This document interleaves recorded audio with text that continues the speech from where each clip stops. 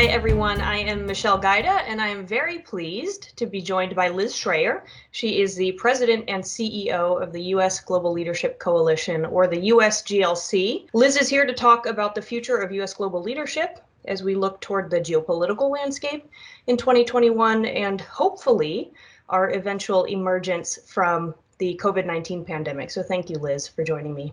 So glad to be here. Thanks for inviting me, Michelle. Thank you. All right, let's start with COVID-19 and the election. Two big topics right now. The pandemic's impact on the economy, its impact on our health has been a central issue for many voters. USGLC has made the important point that COVID-19 is a demonstration of the fact that what happens overseas really does matter here at home and in every corner of the country. Over the course of the election, you held 300 meetings with candidates, not just at the federal level, but really up and down the ballot, to talk about the importance of diplomacy and development to our health, to our economy, to our national security. What type of things were you hearing through all of those conversations? And is there new thinking? Is there a consensus now in terms of what has to be done across all levels of government in order to ensure that our actions overseas protect us here at home? So thanks, Michelle. So my perspective is unique. This is the 7th election cycle that USGLC has had this education platform. We call it Impact 2020. And we talk and engage candidates to discuss this connectivity about what happens globally and how does it matter locally. And it's not me, it's local business, faith, veterans, leaders across the country meeting. And as you said, 300 candidates. And our goal is not to create a red wave or a blue wave, but an international wave to make sure that candidates can think about this. It's not going to surprise you, but election 2020, in the midst of a global pandemic, there was enormous interest in talking about this. And to give you an answer to your question, I want to start where voters were, and I'm going to give you 2 reference points. We did some polling in the spring, and listen to this number, 79% of voters said it was very important to work with other countries to fight diseases that could spread globally. So there was this enhanced connection to the global, and that was reflected in candidates. And I remember watching this one focus group where this woman says, I'm in my basement on Zoom because of a virus from another country upending my life. So there was this enormous recognition that to help protect, my family, US needs to be connected and involved in the world. So the candidates really, I saw these big, trends, and I'm going to mention 3 that I think are important to your viewers. One is that they want the US to be at the global table. And often we hear foreign policy isn't a kitchen table issue, but the global pandemic kind of made foreign policy be the ultimate kitchen table issue, because as your question said, it impacts our health, our safety, and our economics. So candidates didn't all come to the same conclusion of what that meant, but on development and diplomacy, for the most part, they saw it as part of the toolkit. So we really heard this kind of revised connection. The second thing we heard is we don't want to go it alone.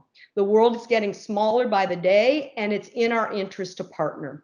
And the third trend I heard, which I think your audience will connect to, is that we want to work with the private sector. We've got to leverage that capacity. A lot of candidates have international backgrounds. There's a lot of business leaders. There's a lot of veterans. So that understanding of how the private sector works with the business community was a interesting perspective I heard. Let's talk about how that translates to vaccines. And there's recent news this week. Pfizer BioNTech announced that their vaccine candidate has proven effective in more than 90% of their trial cases. Very highly celebrated news. Talk about the geopolitics about this a little bit. How is USGLC thinking about it, or how is the coalition and the civil society business leaders that you're talking to, how do they think about the U.S. role when it comes to the vaccine and the global health response? Well, it's exciting news this week from Pfizer, and the markets have rallied, so we know everybody's excited about it, and hopefully there'll be more good news from them and other companies soon. And I think there's two areas I'm going to answer to your question that we're watching closely on the geopolitical implications. One is health systems around the world, and one is vaccine distribution. Let me talk about both. So on the first is on vaccine, what I'll call vaccine nationalism, and I think this is a huge concern. Protect me, don't worry about the other guy. Big mistake. So I'm going to align myself with Bill Gates, and what he's been doing and focus on is supporting COVAX. That's the International Equitable Vaccine Collaborative. There are now nearly 190 countries that have aligned themselves, knowing that it is in our interest. It's not just the right thing to do, but the smart thing to do. Countries like China are part of it. US is not. I hope that changes. Why is it important? There was a recent study by RAND that showed for every $1 spent on vaccinating a low-income country, high-income countries get back about $5 in economic impact. So that's number one. Number two is a second issue about supporting countries' health systems infrastructure. So CDC has reported for a long time that 70% of health systems in the world don't have the capacity to detect or respond to infectious diseases. This has enormous implications for our own health. So one of the things that we're focused on, I hope the business community focuses on, is there's been all this effort, as we know, to get COVID emergency relief packages through Congress. To date, it's a global pandemic. We need a global response.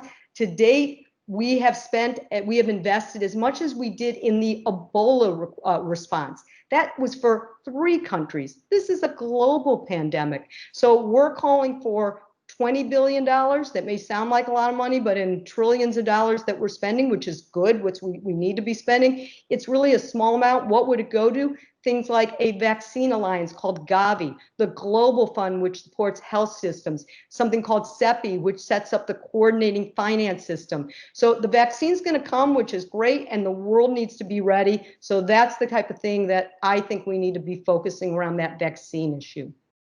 The concept of economic security is national security. It's been an organizing principle by both Trump and Biden in terms of foreign policy.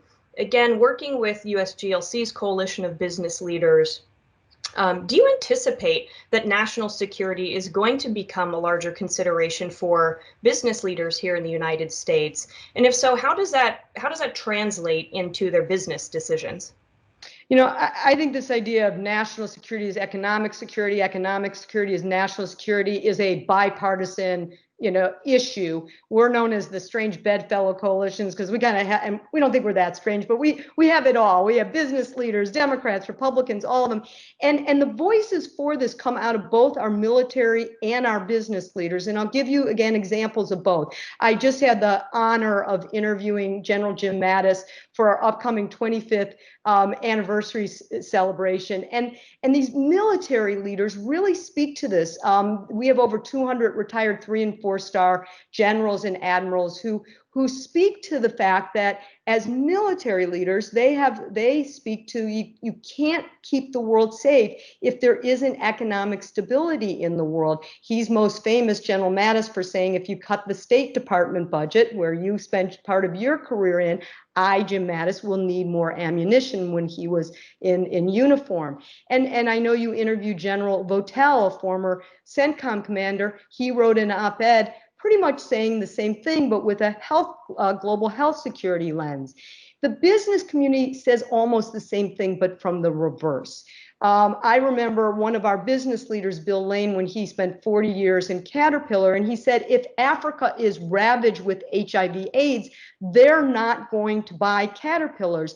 And when I started the USGLC, most of the business leaders who came in started coming in through the CSR lens. Today, they're all coming in because it's the P&L lens. They get that it is part of their stability, the national security. And so that's why P&G, one of our big members, has an amazing program of delivering safe drinking water with World Vision in 34 countries.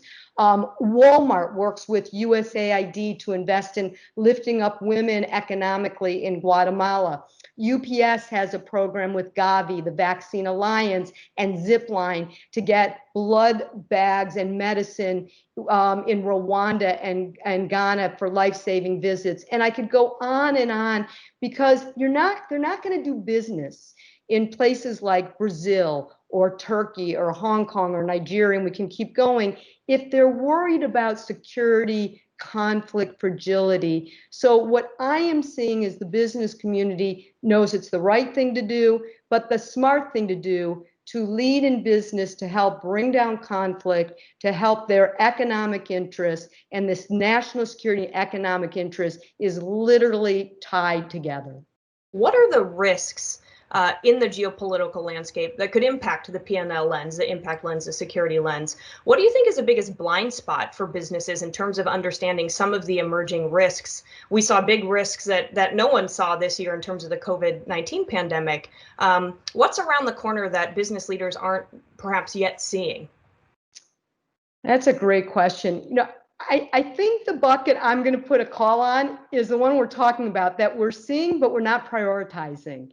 It's the global playing field. There is so much rushing at us on the domestic side.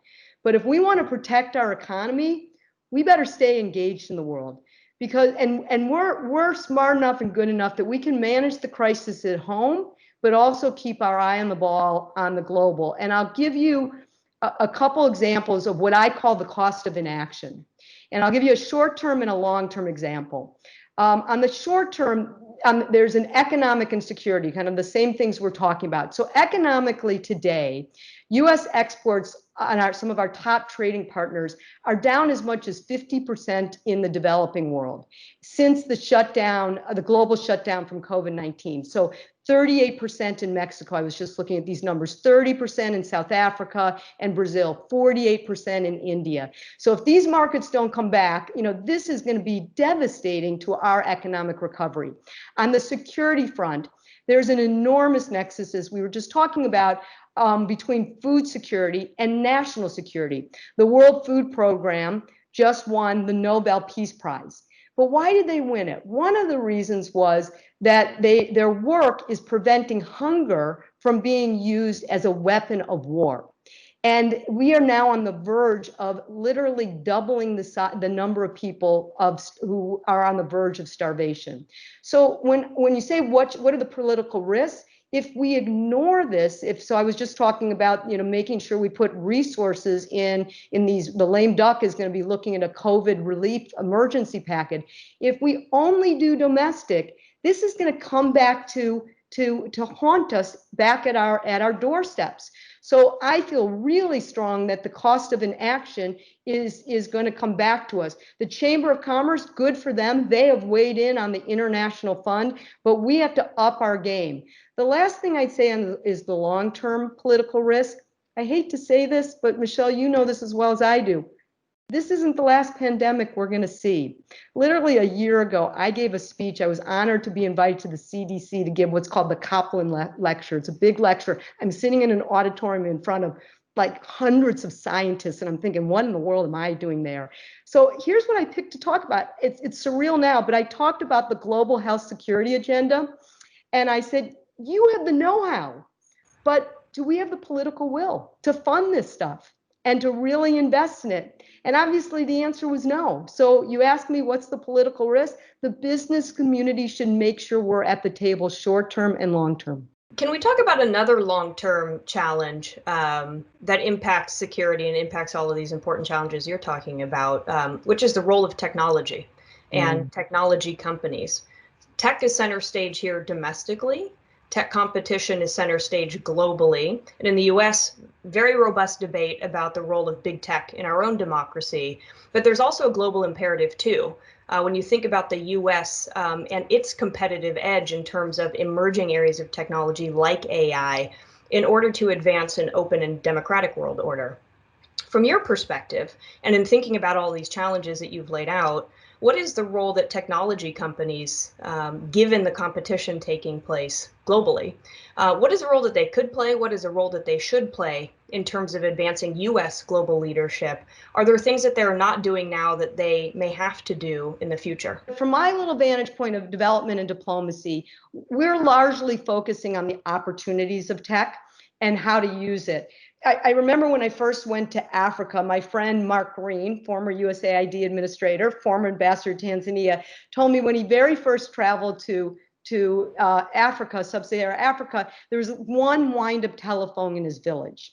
And today we know, fast forward today, 80% of people are using mobile phones to do everything, to do banking and manage their healthcare and literally find markets for their food to sell. And so to me, the question on technology for the development is the next frontier.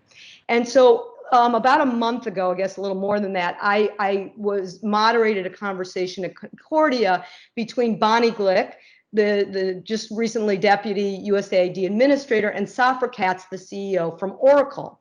And the conversation, and this is where I think the frontier is how does development leapfrog advances in development to some of the world's poorest settings? And USAID has this new digital strategy to transform the work in a whole range of sectors, agriculture, banking, healthcare, I think even democracy work. And you take one like cloud computing, where you can transform the digital landscape. So I'm not ignoring the big, huge challenges, like huge gaps in women that don't have, and girls who don't have phones, and the enormity of misinformation and disinformation and private risk. But I would conclude that there's enormous opportunities of the frontier of back to that public-private sector opportunities. Government moves too slow. Private sector has all these risks. But if we could figure out that's where the magic can happen in at least in my space. All right, final question, Liz. What is, based on all of your experience, what you're seeing across the geopolitical landscape, what you're hearing from your business leaders and coalition members, what's the number one thing business leaders can do now to help advance U.S. global leadership, our economic position, our health, and our national security? So it won't surprise you that I, like everybody else, sees government as pretty gridlocked right now. So, business communities played a pretty transformative role on a whole range of societal issues that government just isn't moving on. Certainly climate, I'd say healthcare, I think some social issues like the LGBT issues. So I want to encourage business to kind of step up and claim the mantle. I love that they've been accountable to say we're not just going to be accountable to our shareholders, but our stakeholders too, and hats off to the leadership. And when I see some people say, oh, that's just self-interest, so be it. They're making change and making a real difference in the world. So here's what I would add. And I'm going to add one personal and then one wearing my USGLC hat. So obviously, I'm going to pick the global development agenda, because we aren't going to solve this global pandemic without the U.S. being at the table. So we have to use our capital, our political capital of the business community, to really make a difference with resources and political leadership. Business community has an outsized ability to make a difference. They've done it before, they can do it again.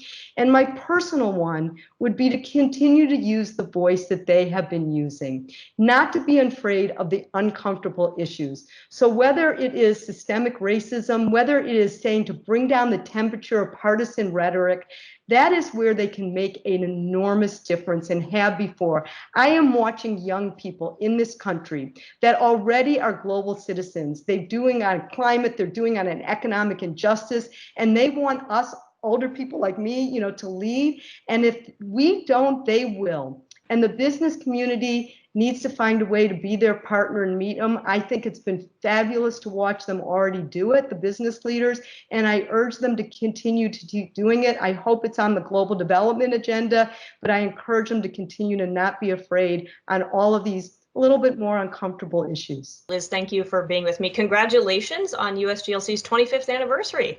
Thank you, Michelle, and thank you for including me in your conversation.